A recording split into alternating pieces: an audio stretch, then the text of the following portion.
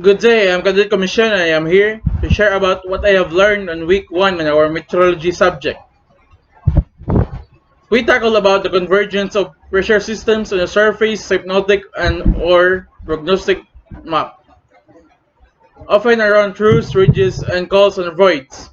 And I have discovered that the general concepts such as truths or elongated extensions of low pressure regions, they carry the weather associated with depression close to that, whereas the ridges are elongated extension of high pressure zones. They bring similar weather to anticyclone associated weather. And the cold, it can be defined between two anticyclones and two depressions as a region of slack pressure.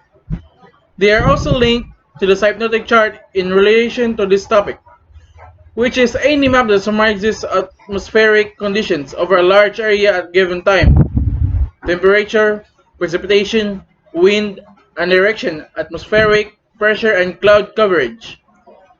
And adding to my knowledge on the subject of week 1, I have discovered that the convergence lines are cloud and rain bands, created when winds collide from two directions. Convergence lines can line up by their natures, lead to the prolonged wet conditions and high totals of rainfall over a single region, often leading to flooding. So now let's proceed to the second week of finals. In this week, we discussed about the use of the ship's code and the code book to interpret a ship's full report. A weather chart and its symbols are intended to easily and without using a lot of words express a lot of weather detail. Climate symbols are the language of the weather, just as equations are the language of algebra. So anybody looking at a map should be able to decode the same details from it. Also, on the seas, there are liners, tankers, cargo ships, trams, fishing boats, support vessels, oil platforms, dedicated weather ships, automated buoys, and lighthouses, and all sorts of vessels announcing the latest weather from the water. Their observations contribute to the large quantities of weather satellite data received. Indeed, the forecaster's main challenge is working out all the available data. It would be unlikely without machines. So, in order to fix this problem, the government of several nations, including the UK, have established codes through the World Meteorological Organization to unify all meteorological messages sent to from ship to ship as mentioned above. So on week 3 we have discussed about weather observations on a ship can be used to improve the forecast derived from hypnotic and prognostic charts. The discussion is very important for us because it can be used in our profession or day-for-day living. Since precise weather predictions for sailors are very significant, if we set off on a passage or wait for better condition, it is dictated by their forecast. The data is used to choose a secure anchorage in which to shelter from a hurricane or to identify a nice day to go with friends or on a cruise. The forecast often can use current weather observations formed around the globe to predict what is going to happen in the future by running the collected data via computer-generated models.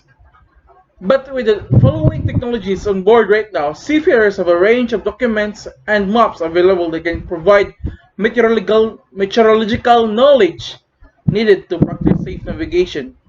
To a large degree, how they continue to gather and manage data depends on how the knowledge they have acquired. An outline of the future evolution of weather conditions can be obtained by understanding a proper link between data obtained from direct observations or from actual data analysis, and a convenient route can be set accordingly. Therefore, it is so important to know what tools are available to provide knowledge about the weather and how they can function conveniently. So in week 4, we discussed about tropical cyclone naming institutions. So there is like 85 tropical storms formed annually over the warm tropical oceans of the globe. Among these, a little more than 45 tropical cyclone, hurricane, or typhoon formed. Out of the 85 tropical storms, there is like 72% formed in the northern hemisphere, and the rest of it, the 28% in the southern hemisphere. So on the northern and southern hemisphere, there were different basins, institutions, and area of responsibility, which I will show you a picture.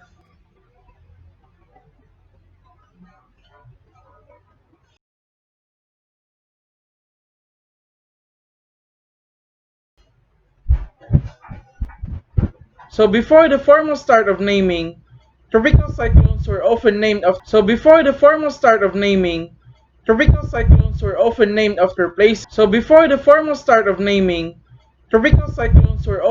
after places, objects, or saints' feast days on which they occurred. The credit for the first usage of personal names for weather systems is generally given to the Queensland government meteorologist Clement Ward, who named systems between 1887 and 1907. This system of naming weather subsequently fell into disuse for several years.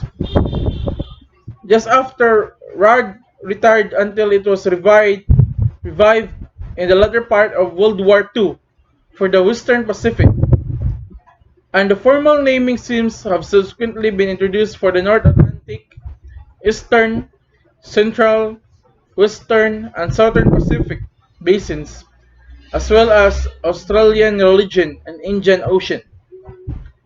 So thank you for listening to me, and goodbye.